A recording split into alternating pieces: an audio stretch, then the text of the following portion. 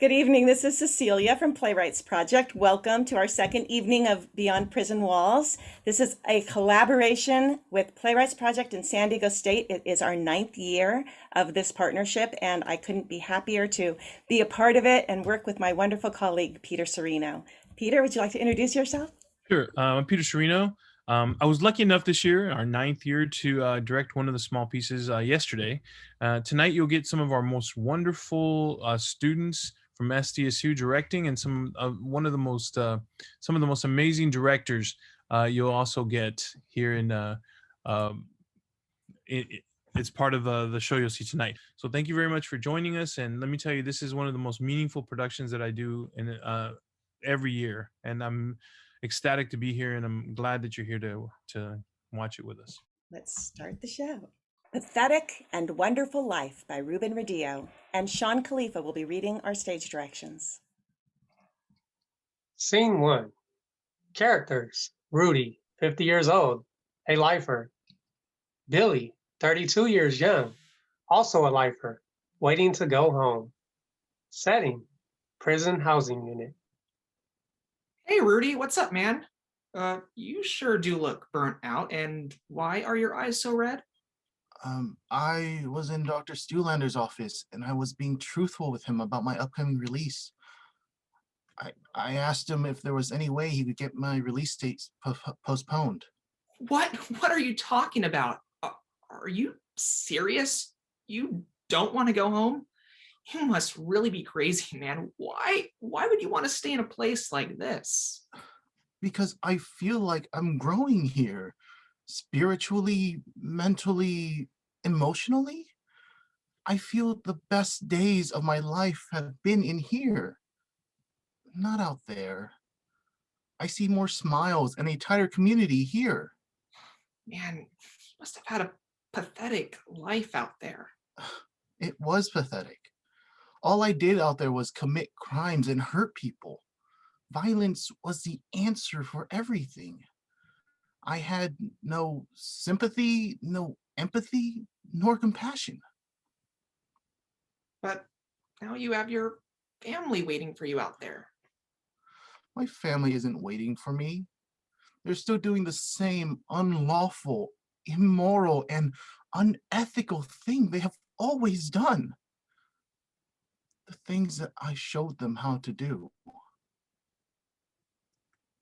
The only people I know out there are gang members, criminals, and killers. That was my world. Don't you understand? I'm going back to hell. Don't you get it? My family is here, the people that smile with me, the people that enjoy having me around and appreciate my company. The people out there have not worked on themselves like I have. It's going to be dangerous for me out there. Geez, I'm sorry you're going through this, Rudy. If you need a sober, crime-free friend when you get out, here's my mom's phone number. That's where I'll be staying. End of Scene 1. Scene 2. Setting: Annabelle's house, 6 months after Rudy's release. At Rise, Annabelle and Rudy are in the living room. Wow, I feel so happy and excited. I still can't believe that I'm out. I feel beautiful and free. I am so blessed. I wake up every morning feeling just as thrilled as the first day as I got out. My brother says it's the I'm still in the honeymoon phase life. Why are you so happy? Get over it. Since today's my birthday, I feel like spoiling myself. I want to go and buy those shoes that I've always wanted, and I finally can with the money that I've honestly earned. Man, I feel so blessed. I want you to come with me, Annabelle. But before we go, I want to reimburse you for all the things you have invested in me since my release. Here's the last 2 months of the car insurance money, the additional 6 months in advance. Here's for the wardrobe, the tattoo equipment, and the gloves. Wait a minute. I'm not satisfied here. I need $50 more. But what? $50 more? What do you need $50 more for? I give you more than plenty for now. The gloves were 150, not 100. Annabelle, I was on the phone when we made that transaction. Besides, I want to make sure I have enough for shopping. Well, I ended up buying $50 worth of gloves after we hung up. I'm sure you'll have enough for your shoes. No, Annabelle. I'm not paying $50 more. You did not agree to that. And the shoes I want are pretty expensive. You're ungrateful. You're an ingrate. You don't appreciate nothing.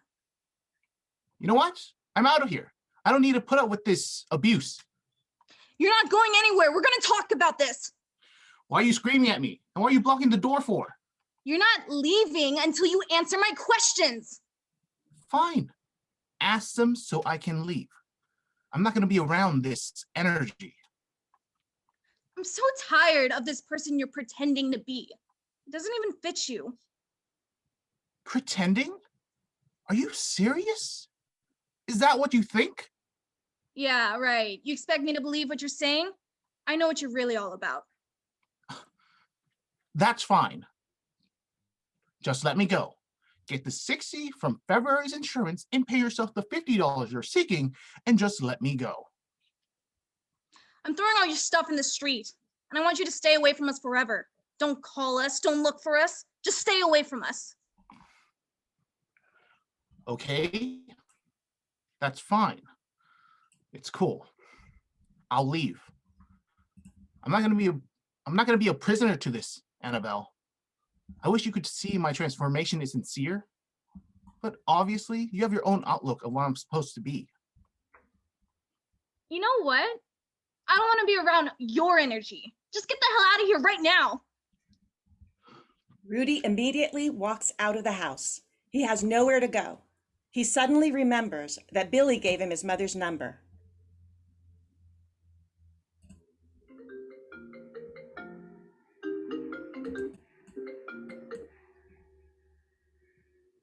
Hello? Hey, Billy, it's Rudy. Hey, Rudy, what's up, man? It's all bad. I'm calling because I need some help here. I remember I had your numbers, so I decided to give you a call. Man, I just got verbally whooped on and thrown out into the streets. And I was wondering, can you help me out? Absolutely, Rudy. Man, you wasn't kidding when you were living in a world of hostility and violence, huh? Man, I'm just glad I was prepared for it. And I'm glad that I made my changes. It's unfortunate that my family didn't change at the same rate as I did. Man, I just love the person that I've become. End of play.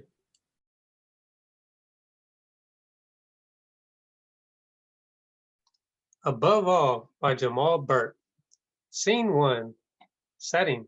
Trolley station at Iris Avenue. At Rise, Officer Smith is dropping off Maurice, Big Mo, at the Bayer Street trolley station after Mo's release from prison, where he spent the last 8 years.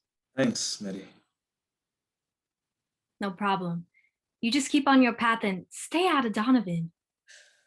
Yes, sir.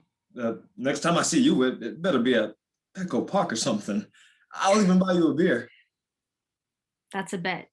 And remember, you're not an ex-con or an offender. It's 2018 and they're using the politically correct term justice involved, whatever that means. Do you know how to get to your destination? No, but I'll figure it out. Hey, you better get back. It's almost time to release for Yard. They'll be okay if I'm a few minutes late. Wouldn't be the first time Yard wasn't on time. All right, big guy. See you later. Take care of yourself. Big Mo watches Smitty go, then looks around, taking everything in. He turns to approach the ticket machine. Man, I'm gonna have to ask someone what I'm supposed to do here. He sees a group of high school age kids surrounded by a large cloud of smoke. And maybe those kids can tell me. Wait, are they smoking pot? Oh, damn! That's some high-grade marijuana judging by that cloud. I'm gonna keep walking. He sees another kid skateboarding. Damn, them pants are tight, young homie. How can you squat on that skateboard to do them tricks with them pants like that? And what's up with them big circles in your ear? And Pops let you out of the house with blue hair? Damn, a lot's changed since I've been gone.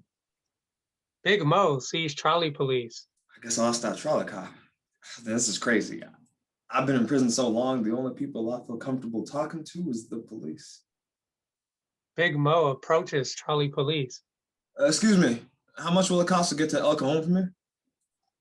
End of scene 1. Scene 2. Setting. On the trolley, a few minutes later. At Rise, Mo is seated. Cynthia, a prostitute, approaches a seat across from him. Hi, cutie. What's your name? You want a party? Oh, no, ma'am. No, thank you. I'm on my way to meet my fiance. She's all the woman I need and can handle. Hey, no disrespect, but don't you think there's a better way for you? Oh, baby, you tripping. I don't need no shrink or no father. I'm just trying to have a good time and get a little high, you know? I see you got your head in the clouds, so I'm gonna catch up with you later. Be safe out there, Ma. Cynthia gets off at the next stop, and Rancid gets on. Rancid and Mo see each other at the same time. They stare at each other for a long moment, contemplating the outcome of a confrontation. Well. Ain't that Rancid? Damn, just seeing that fool got the hair on the back of my neck standing at attention. He's got shorts and an ankle monitor on, so I sure know he don't want no problems. I sure wish this was another time and place, and I would take that fool down. And that fool's lucky I just got out, or we'd have a serious problem right now. Rancid turns away from Big Mo and takes a seat away from him. I can't wait to see my girl. The visiting cops would trip every time I had my visit. I know they was mad because she's a white girl. They don't really embrace interracial relationships. It's really none of their business. Finally, I get to kiss her and tell her and show her how excited I am to finally start our lives together. At the next trolley station, 2 trolley cops board and start scanning passes and cards. Sir, can I see your pass? Yes, sir. It's here somewhere. I just bought one at the buy station. Sir, why don't we step off here so we can resolve this? There's nothing to resolve. If you wait a minute, I'll give you the ticket. Sir, do as my partner instructs you and disembark so we can let the rest of these paying riders get on with their day. Rest of the paying riders, huh? Well, I'm telling you, I just bought a ticket. I paid $2.25. I know it's got to be here. Sir, don't make this more of an issue than it needs to be. We're going to write you a citation. You'll have the opportunity to purchase a ticket. Oh, purchase a ticket, huh? Yeah, whatever, lady. Sir, can you please keep your hands where we can see them? I'm looking for my ticket. Oh, I'm about to give you a ticket. Well, for what? I told you I bought a ticket. But you don't have it now, so it doesn't count. You have ID, sir? Actually, no. I was released just this morning from Donovan and... Oh, wait. Here's my pass. I told you I had one. Lucky day. Maybe you should buy a lottery ticket. Yeah, but only after you go see your parole officer. Maybe we should call him for you and tell him what a gentleman you are. How would that look on your first day back in the real world? Welcome home. Maybe we should run him in just to verify his story. My story? Man, you people are a trip. Now I remember why I hate the badge so much. You get a job in a uniform and take everything to an extreme. Am I free to go now that I've proven I have a pass? Yeah, I guess so, but don't let us catch you trying to freeload. Yeah, good day to you too. The cops exit and Big Mo's old friend DJ crosses over and takes a seat. Yo, Big Mo, is that you? Yeah, what's poppin', DJ? Man, It's been a minute. Hey, my dude, where you been? Oh, you know, hanging out at Rich's pad. Richie? Richie who? Richard J. Donovan, my boy. Oh, that Richie. Yeah, I'm just getting out today after 8 straight. Damn. How does it feel, homie? Well, it hasn't been dull, that's for sure. I just got into it with the trolley police because I couldn't find my ticket. Yeah, they be tripping. Sometimes they be 40 deep at the stops, sweating everything moving. They don't mess with them. I'm telling you, they think they're tough too. Last time you was out, they didn't even have guns, did they? Nah, they was just flashlight cops back then. Man, I see a lot has changed since I've been gone. Yeah, weed is legal now. Yeah. I saw a bunch of kids at the first stop blowing it like it was a thing to do. Speaking of, you finna get back in the game or you going square? No, I'm squaring up, G. I got a good girl on my team right now that I'm gonna marry as soon as I get the money. She talked to some people and lined me up an interview for a cool little gig. I'm meeting her at 12th and Imperial, and we're getting on the one that takes you to El Cajon where our apartment is. Hey, that's right, homie. Hey, get it together because you see all those homeless people on the streets. It wasn't like that a few years ago. I also see a bunch of mental illness out there. Only been out an hour. There was just a dude with a bunch of recyclables and he was jumping all around and he couldn't stay in the seat for nothing in the world. And he bumped into me and everything, and I wanted to holler at him, but I thought better of it. And then I saw this wood on the trolley that I was at Donovan with. One of his peoples owed the homie some bread. And you know the homie don't be playing about his dough, so we was gonna get into it behind that. And you already know, if it goes down, we all getting down. I was about ready to trip on that fool too, and he knew what time it was because he was staring right back at me, and that's when the trolley cops started tripping. I hope I never see that wood or those cops ever again. Man, all that in an hour. Yeah, your day is eventful to say the least. Hey, my stop's coming up though. Hey, give me your number so we can keep in touch. I ain't got a phone yet, so slide me yours and I'll text you when I get one. Yeah, that's good. Hey, here it is. Stay in touch. Let me know if I can help with anything. My dude, it was good seeing you, and I'll definitely holler at you once I get settled. DJ walks off of the trolley, and it continues down the tracks toward 12th and Imperial. End of Scene 2. Scene 3. At the Imperial Street trolley stop. Big Mo sees his fiancée, Paula, and they embrace. I missed you so much, baby. I'm so glad to see you. Hi, babe. I'm so glad you're finally home. Hey, turn around and let me see what you're working with. Yeah, that's nice. Damn, girl, that's a bright ass shirt. I know. I want to be the first and only person you saw when you pulled up. Well, you sure accomplished that. Where do you want to go? Home or you want to get something to eat first or what? Well, babe, I told my brother Randy to come down here so you guys can meet. He's in the halfway house right now. He just went to the bathroom over in that building, but he should be back in a minute. He said he was so excited to meet you since I've been writing letters to him, telling him how good you've been to me and how you were helping me from inside, and that you two are about to be brothers-in-law. He was also in Donovan before, but I doubt that you ever knew each other. He told me about the prison politics and how blacks and whites don't really mingle unless it's for a job or something. I haven't told him that you're black, hoping he accepts you for loving me. It would just mean so much to me if we could put our differences aside and be a family, you know?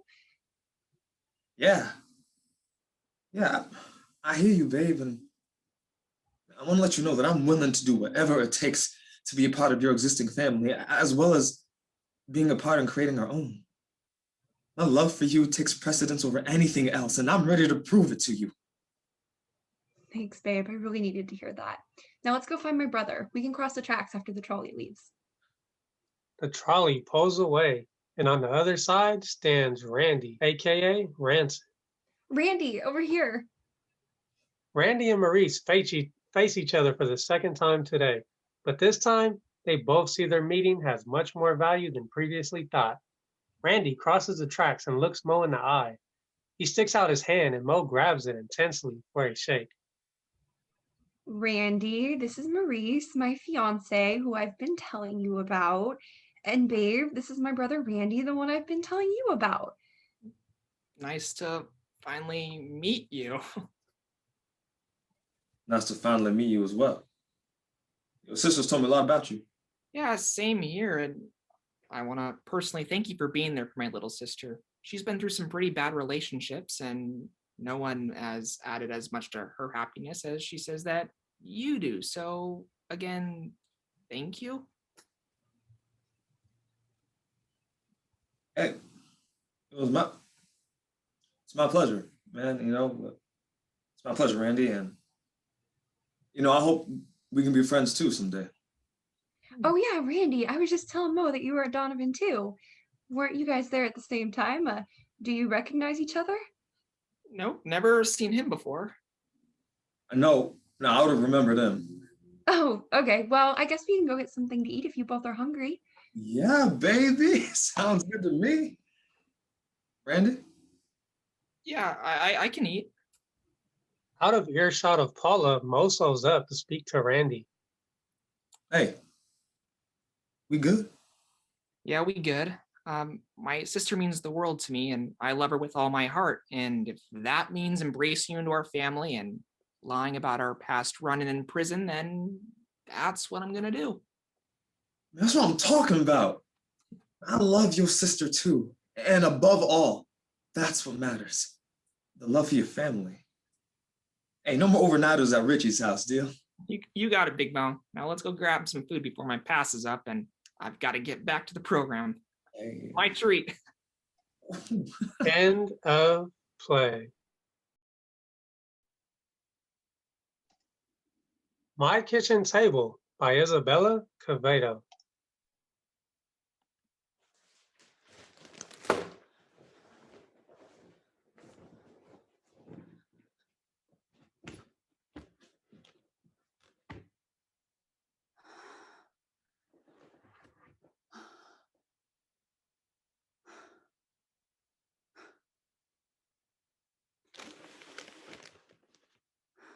Crooked table. Always off balance with several marks on your legs.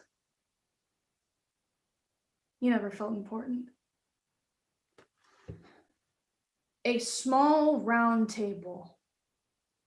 Your sturdy wood frame expels a familiar piney smell. You seat only 4 with maple syrup stained cushions from our pancake breakfasts.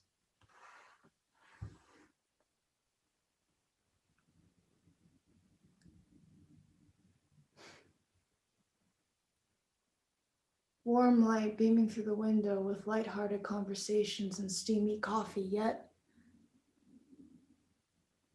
it is just a table. Inanimate. What meaning can you hold when you're just a table?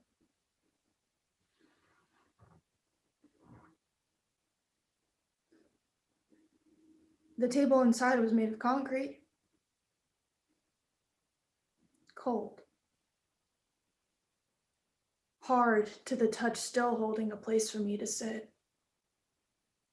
The stories told, the conversations had. The only time we did have. The table still had chatter, camaraderie still lived on, but the stories and the chatter sang a different song. Tunes of anger and everlasting limit, given a life they were promised would be different. Women spoke of selling their bodies like we speak of our days at work. I was beyond judgment, for I sat with them at the same table. Sighs of relief followed queries of evading an abusive John, close calls and circling cops. These women fought to somehow have a spot, but here, on this concrete table, These women had to stop, for they were being held behind bars. Their livelihood demonized and criminalized. Morality was not lost with utilizing their body. It was all they had to put food on their table. The table that sat their children and elders, for we all have tables. We all have stories.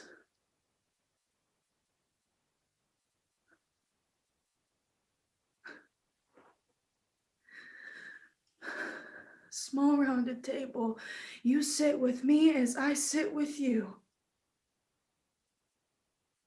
Alone in the dark, having just returned back home. Never thinking that you could have soothed my wounds. I did not know what it was like to be home until I sat with you. You hold my head while I weep on the floor.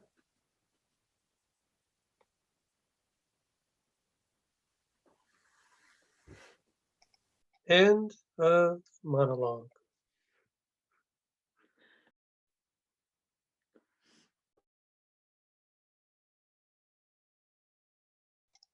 Remnants by Earl Young. Scene 1. Brenda, a 48-year-old school teacher, arrives home after a long day's work and finds scented candles, rose petals, and her husband Taft singing. You are everything. Everything is you. Wow, what's going on here? I just wanted you to know that you are appreciated. I know you love me. You didn't have to do this. You rode with me for 27 and a half years while I was in prison. So, babe, I owe you my life. Nonsense. You would have done the same for me. Yeah, but you did it. And that's more than just saying so. I committed my life to you, and I'm a woman of my word. Yeah, but many people's words don't mean jack. This sure is nice. Well, that was the plan, to wine and dine. Don't make me laugh. Whoa. Whoa, whoa, wait. What you talking about, sexy? Spreads. Pruno? Should I say more? Well, that was just me showing you how I spent most of my life behind the walls. Well, I never want to try it again. That stuff was horrible. Yeah. You know, when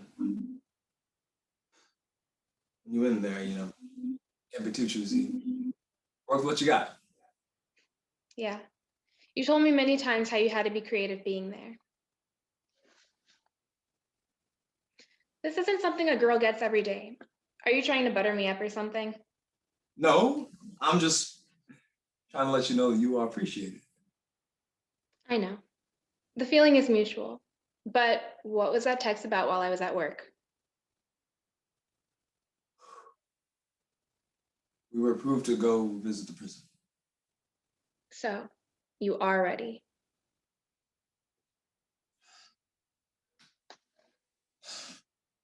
Quentin was a scary place, but I left some solid people back there.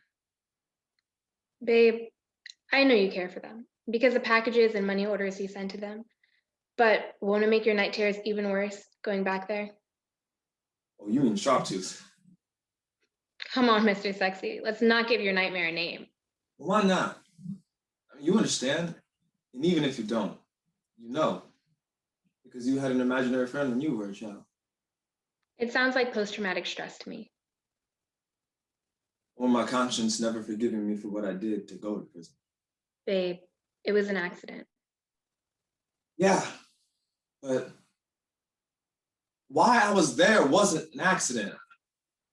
I was robbing a store, and when the police came, I was trying to get away, and I shot my best friend trying to escape. And I still remember it to this day.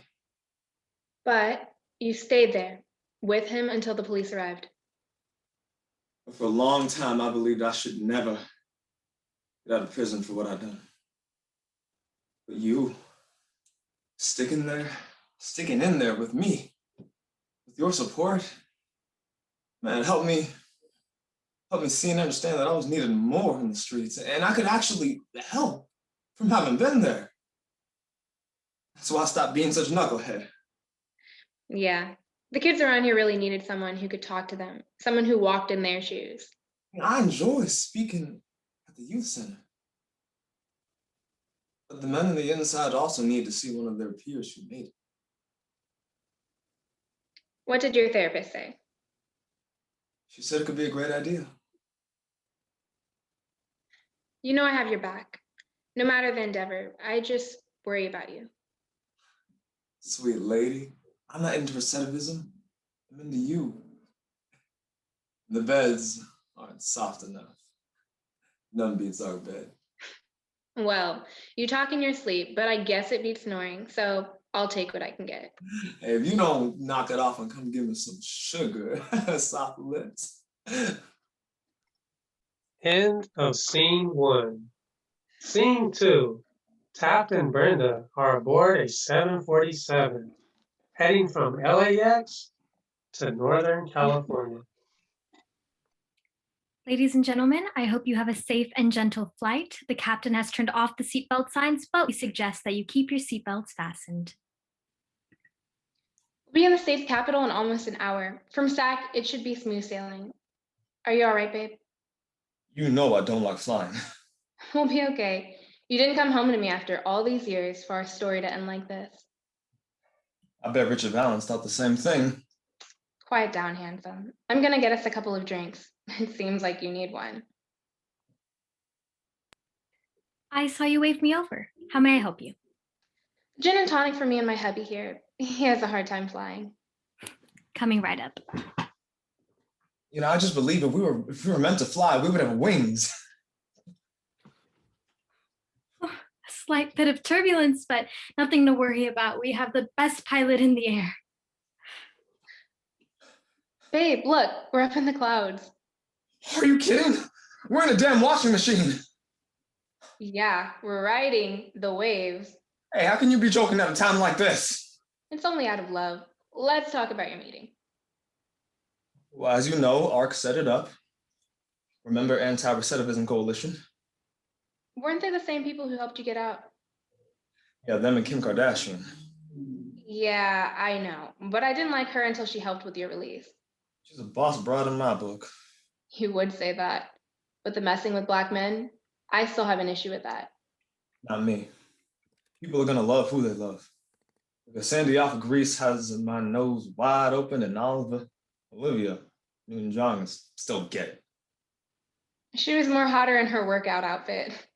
She was. Oh my God. Yo, where'd all those birds come from? The movie, Birds. Who wrote it? Was it Hitchcock or King?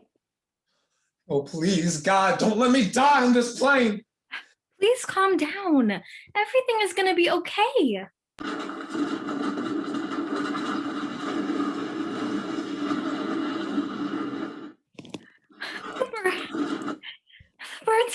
The birds just took out the plane's left engine.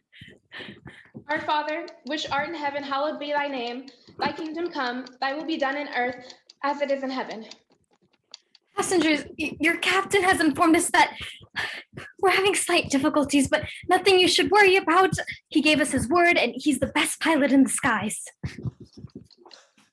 Do you believe that man's slight difficulties? The damn engine's on fire! Sir, calm down and fasten your seatbelt. This is not the time to be disruptive. People can get hurt. Give us this day our daily bread, and forgive us our debts as we forgive our debtors. Ladies and gentlemen, I know it's hard and stressful, so please calm down. If the pilot has any instructions, we need to be able to hear them and follow them. I never in my life ever hit or harmed a lady, but this woman is getting on my last nerve. We were all over the sky and text those people to calm down. I'm so damn scared right now. I can honestly say I might just die of fright alone. And lead us not into temptation, but deliver us from evil. For thine is thy kingdom, and the power, and thy glory, forever. Amen. Friend, we're here, and if it all ends at this very moment, I want you to know I'm still a lucky guy to have known you in this life. And you are my king.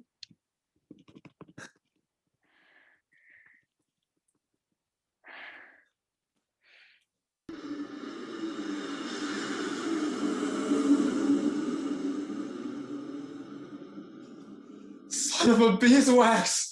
We have our very own Captain Sully! He's done it! He's let us down lightly upon the San Francisco Bay! Look, the Golden Gate Bridge just sitting there above us! Thank you, Jesus. Okay, ladies and gentlemen, unfasten your seatbelts and wait for further instructions. Wouldn't you say now she was just what we needed? You do know, babe, I was under pressure, right? Yeah, I know. You'll never hurt or harm a lady. Thank you. You are something. End of scene 2. Scene 3, San Quentin State Prison. In an auditorium, an ARC representative addresses the participants. All of you may know Taft Jenkins. He was here for many years and editor-writer in the San Quentin News. So without further ado, here's the man. Stanley, you left that jailhouse lawyer. But I'm certainly glad to be back among these men. They are my family, and will always be. I'm sure the feeling is mutual.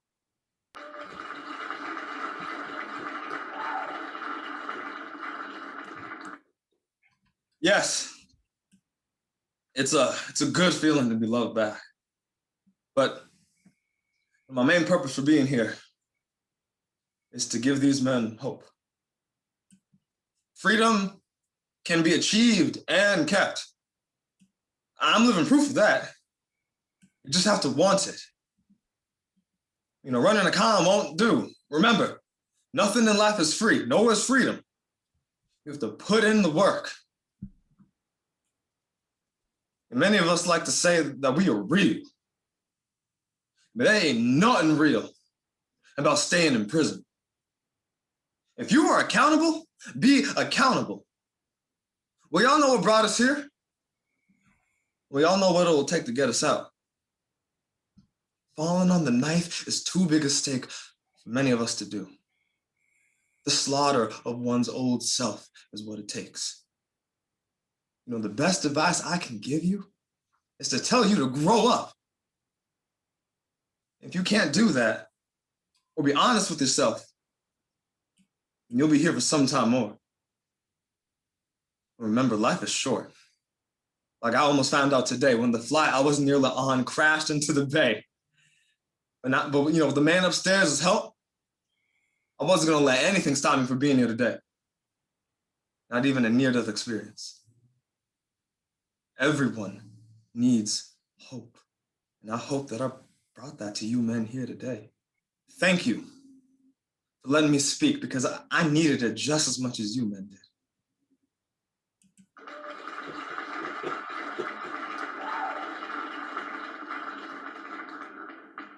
Yo, thanks, man.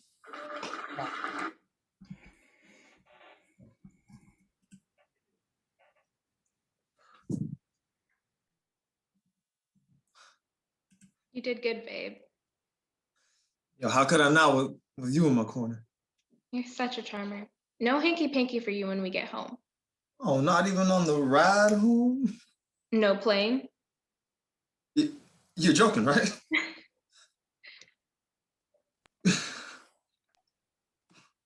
End of play.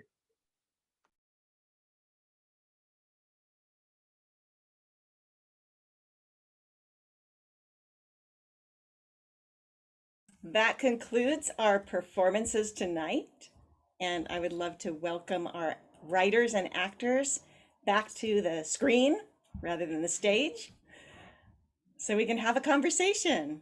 Yay! Applause coming through. Thank you.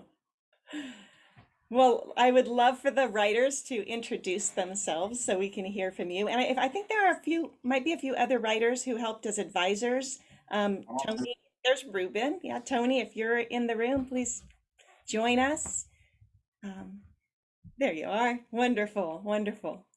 So, Ruben, we saw your play today. So how is it for you to work on this? What was it like to have your play performed? And you were at some of the rehearsals with the actors as well. And there's so much dimensions to seeing someone else's put into play your words. It not only enlightened me on my own self, but I introduce to the students a world that they probably didn't even know about, So, I was probably you guys recorded and could send it to me so I could show it to all my, to my families and friends, because I should have invited them or something, So yeah, we will definitely do that. So just so you know, out in the audience and those on the screen, that we did record the performance, and we will be sharing the video with Richard J. Donovan, so that they can put it on their institutional television and Centinela State Prison, and hope they'll put it on the television too, so that the writers that we work with there can see it and be inspired by your wonderful work.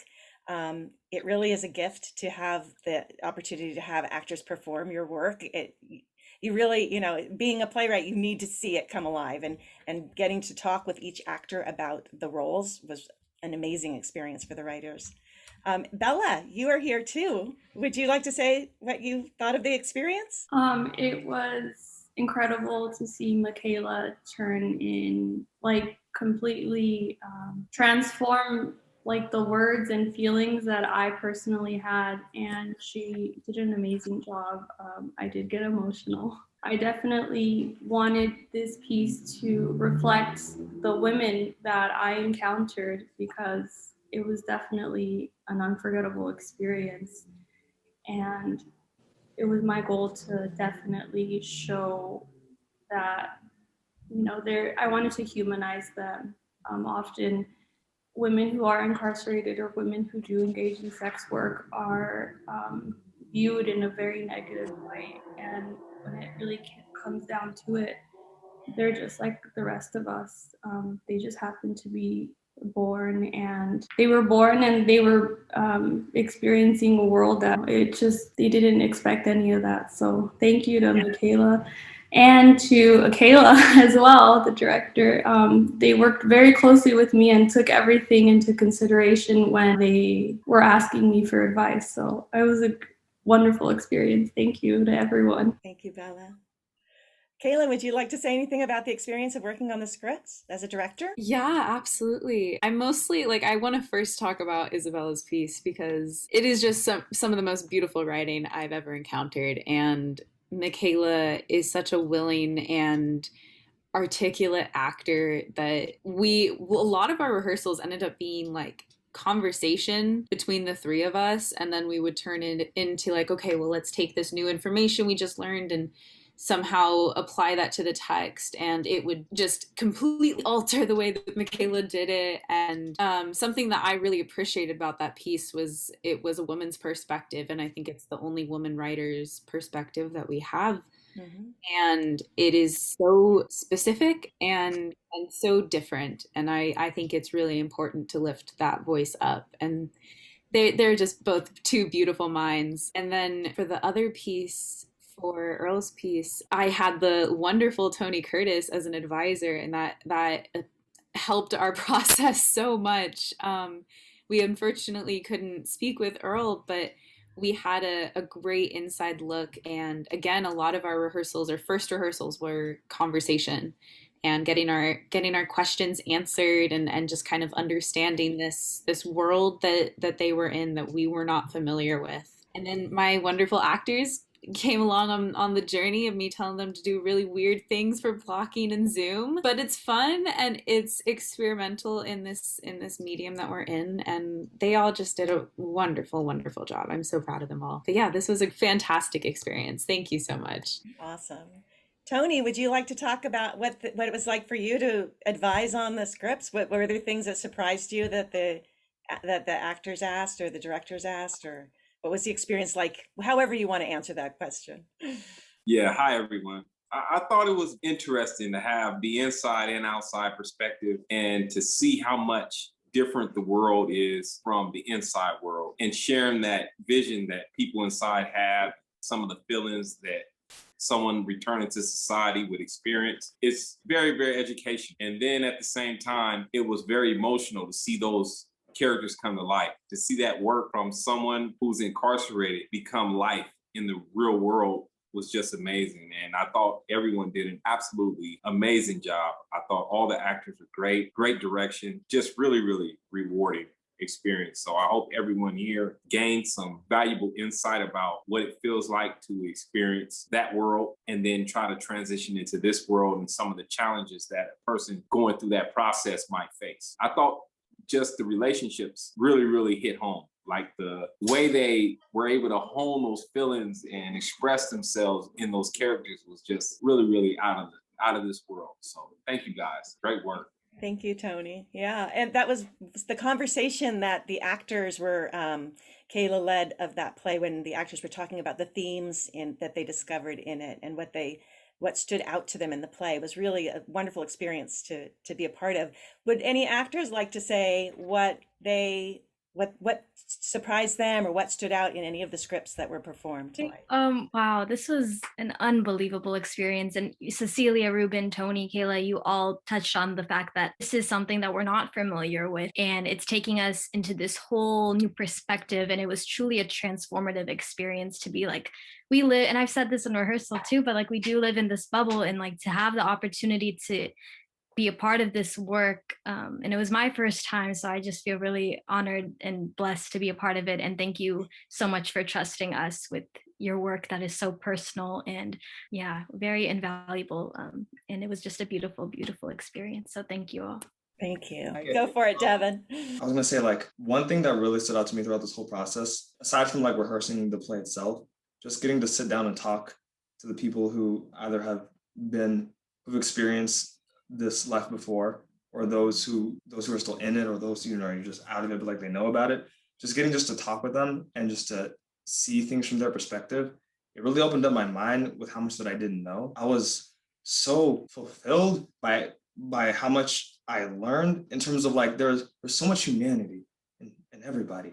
And there's a lot of prejudiced thoughts about people who are incarcerated or people with that past, but that your past does not define you. This work in and of itself, just this work, it says so much about like the people, and it was like a big recognition of just like they have so much to give and so much to show, and they're just so much more to them that people realize. And even just the play itself, like there's more than just shown today what was written, and just to see that so many good, genuine people out there, and just to see that someone who goes through the experience to still express themselves and completely become so open and vulnerable. Like these works were freaking incredible. Like the relationships between the characters and like the heartfelt moments. Like I was just like, dang, it's so like raw and it's so like from the heart, and that's what I really appreciated, because like we got to like see these people, and that's a big thing that I took from this, just being able to see them and connect with them and have fun with them. In rehearsal, there was laughter and it was just the camaraderie.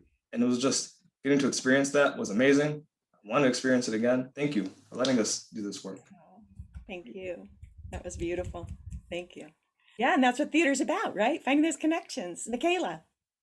Yeah, just going off of what Devin said, like, thank you to all the playwrights that allowed us to share your stories, because I can only imagine how difficult it is to actually be open to college students about that experience. We can only imagine how difficult it was for you. So I just want to say thank you for the open conversations and just being so willing to share your stories with us. Thank you. Thanks.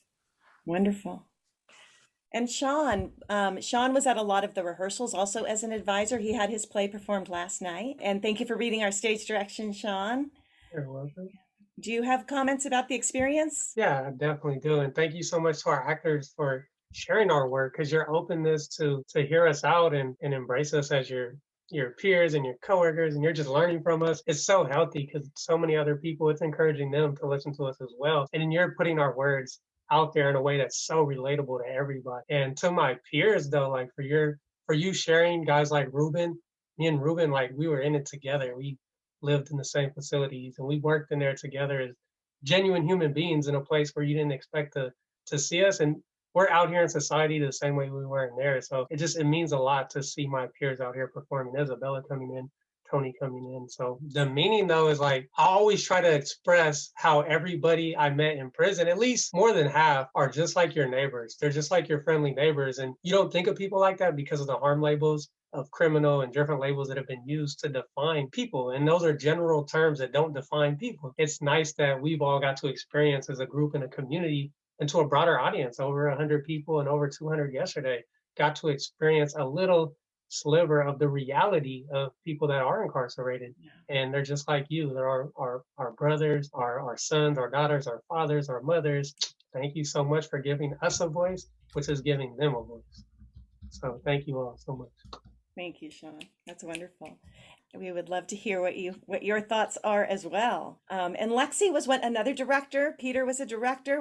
Let's hear from you, Lexi. Yeah, I think my experience has been very individual because last year was my first time participating in the Playwrights Project as an actor, and this year I got to direct. Having the transition of having the writers in the room was definitely very beneficial to hear their voice, because as someone who is primarily an actor who has acted for well over a decade now, it is definitely difficult. One of the hardest things as an actor to do, Andrea had to do, to play an abusive character. And having to do that, you kind of have to rationalize that behavior and justify it in a way. At least that's the process we went through to give an honest performance. And there were times when I would say things and Ruben was like, hey, I wasn't a bad person. And I'm like, no, you're not a bad person, but she has to view you as a bad person. It was just great to have that voice in the room, because I think it allowed all of us, as everyone has been saying, it's been a great learning experience to get that perspective in the room, for sure. Ruben, did you want to add to that before we end? Yeah, I just want to let everybody know that the actors and directors did a marvelous job. It was like something I never experienced before. It was like, I feel like they're part of me, and they did an excellent job, and I can't thank them enough. And I was glad that they did the acting for me and the people that participated, so thank you very much, everybody. You guys did a very good job. Thank you. Awesome. I did promise that we'd be done by 7, and I've already gone over, but if there's any other burning comments, there's some beautiful comments in the chat. Mo, who is a co-teacher with me over at Centinela and worked with Earl, whose play was the last one we saw, Remnants. There is one question in the chat. Yeah. Someone Actually. sorry if I mispronounced it. They said, can you please share how long each of the writers have been participating in the playwriting with you? So how many of you this is the first year, raise your hand. And how many have been in for 2 years? Raise their hand. How many have been with us for 3 years? Raise their hand. Raising our hands, or was it? Yeah, but this is this is a writer's question. How long have writers? Okay, but it's kind of fascinating about the actors too, because we have some actors who've been with us for 3 years, which is super, super exciting. Sean, I'm at 5 years. Right, 5 or 4. Well, 2017, so I'm at 4 now. Doing good. And Tony was with us for 2. Yeah. It was my first arts. It was like my first arts program I've ever taken, because I didn't have arts in high school. Never had arts in my life, so it was really rewarding. This was the first one, and I haven't left. So hopefully I'll never leave. I hope so too. And Bella was new to us in our this year. And Ruben, we knew inside, but wasn't in our program. He did Project Paint. If you saw the artwork at the beginning, there was some work by Ruben in there. Laura is here, I think, still. And thank you, Laura, for sharing that artwork with us to be able to share. And but Ruben didn't participate in our program while he was inside because he was doing so many other wonderful things. But now that he is out, he is working with us in our writer's circle. And it's just a joy to be working with you. And he was always a positive influence on the art, always a friendly face, saying hello, keeping us updated on what was going on. So yeah, I think good question in the chat that someone had about the play. They're asking, was the character's eye movements a sign of anxiety and worry? I think that question would refer to Devin's character. I think it was Prosper's character. Oh, it was Prosper. Okay. Was someone answer that? Yeah, I can answer that. Depends on which moment, honestly, because if it's in the beginning, then it's yes, because it's more of it's this passion of wanting to be, staying in the prison, because it's again feeling more connected there than the outside world. But if it's on the second half, I think it's just more, if it's in the beginning of the second half, then it's more joy of like, I can't believe I'm out and everything. That's all I got. There was also, I believe, one more question from Danny Bedell asked, what are the differences between doing this particular project in Zoom versus physical space? Well, I've done both, so. Yeah, go ahead and answer. I've done both before, doing physical space and doing it over Zoom. And I would say that, of course, there's the challenges of Zoom as being an actor, being able to physically, be with an actor and connect with them in a physical sense in the actual space and walking around in that sense. Of course, there's differences in that. But I would say the core aspect of it really hasn't changed all that much, in my opinion. The way I view it is because we still all, even through Zoom, I feel like we all still connect with each other. And I feel like we could all see that throughout the performances and the genuine connections, as if it was like we were actually in the same room, even though it's Zoom. But it just, sometimes the way it just kind of broke the reality of that, kind of just the way the acting and the writing and directing all was. I would say definitely Zoom has more challenges, like with the green screen backgrounds and with lighting and with costuming, and making sure we all have props that we can work on past with each other and all the types of stuff. Yeah, overall though, it's not, even though it makes it harder and it limits us sometimes, it doesn't stop us, and still helps us to be able to present these beautiful stories and to be able to share them to the best possible way that we all can, which, yeah. And it made it a lot easier for our advisors to jump in instead of having to park over at SDSU and find the theater, right? Yeah, I was just going to say, from the directing perspective, it definitely shifts a lot, because I think when you are directing in person, there is this physical energy that you can just kind of play off of, that you just feel from getting closer, further away. And in the sense of Pathetic and Wonderful Life, which was the scene you saw tonight with Prosper, Andrea, and Christopher, there was a verbal altercation instead of a physical one that was in the original script. And so we did have to change it because of the area that we're on, and even Andrea blocking the door had to be altered because we couldn't just move the camera and shift you to the door in 2 seconds as you would do if it was in a play format. So I think at least Andrea pulled up her slacks and totally did an amazing job at that, because since we didn't have that physical altercation, her words had to hit a lot more. And I remember day one, I was like, your words need to be venom. They need to be slicing through him, because we don't have the capability to do things physically. And so your words have to be that much more powerful and that much more piercing. And she totally just took it on the table and did that. And it was really great. And even Prosper's responses to that definitely had to be a little more, we had to see it rather than if it was in a physical space, and he totally did an amazing job at that as well. Thank you, Lexi. Well, we did promise to let you go close to an hour. We've gone over, and I appreciate folks' interest and willingness to stay and to ask questions and to talk. Thank you all so much for coming, and thank you, company, for your wonderful work. I really appreciate you. Yes. And shout out Simran. She's on the video. Her song. Oh yeah, Simran sings on the video. It's quite beautiful. Yes, indeed. Very beautiful. Indubitably. All right. Thank you, everyone. Good night. Thank you, everybody, for coming. And some of us from Maine, I saw. That's really cool, because Zoom can do that, I guess, because it's all across the world.